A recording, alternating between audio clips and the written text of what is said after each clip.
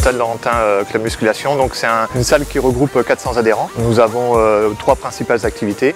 Un plateau musculation supervisé par Luc Mathieu, qui est aussi coach pour la force athlétique. C'est un sport où il y a 3 disciplines dedans, le squat, le soulevé de terre et le développé couché. L'objectif de cette discipline, c'est de faire une seule répétition avec un maximum de charge sur la barre. Il a eu de bons résultats en 2018 et en 2019, étant donné qu'on a sorti quand même des champions de France. Nous avons un plateau fitness avec une plateforme de vélo, d'entraînement qui est supervisée par Pierre. Nous disposons d'une salle de musculation, de cardio training, où justement on a mis depuis très peu au service des gens des cours de cardio par exemple, de biking, 2 fois par semaine. On fait des cours collectifs, adaptés pour tous, avec un niveau débutant, intermédiaire, et qui permet aux gens de venir travailler un peu le système cardiovasculaire. Par la suite, on va développer des conférences, des formations pour orienter les gens, parce que maintenant avec les réseaux sociaux, internet, on se dispatche un peu au niveau des renseignements. Donc ici, nous revenons aux fondamentaux de la culture physique, de la remise en forme, du sport pour tous.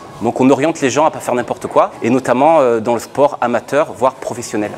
Aussi, on fait un peu de bras de fer avec Alan Barberis. C'est tout nouveau, c'est depuis début janvier qu'on a mis ça en place. On pensait que c'était intéressant étant donné le palmarès qu'a Alan. J'ai été donc champion de France, vice-champion de France professionnel, je crois que c'était en 2016. J'ai été premier à 2 internationaux différents. La Fédération française de force englobe aussi le bras de fer. Donc tous les lundis, on fait une petite séance en petit comité pour développer cette discipline qui, je pense, va prendre de l'essor par la suite. Le bras de fer sportif, c'est un sport déjà, contrairement à ce que tout le monde peut penser. C'est un réel sport avec, donc, comme tout sport, des notions de stratégie, de technique et de force. Ça demande une table qui répond à certaines normes, de manière à être en sécurité et à pouvoir pratiquer le sport de manière correcte. On va dans le bras de fer quand on aime la combativité, quand on aime le travail de force, l'engagement et le mental guerrier, quoi, parce que les combats sont assez impressionnants quand on arrive à haut niveau. C'est assez récent les compétitions, hein. C'est une volonté qui a été mise en place depuis le bureau depuis 2016.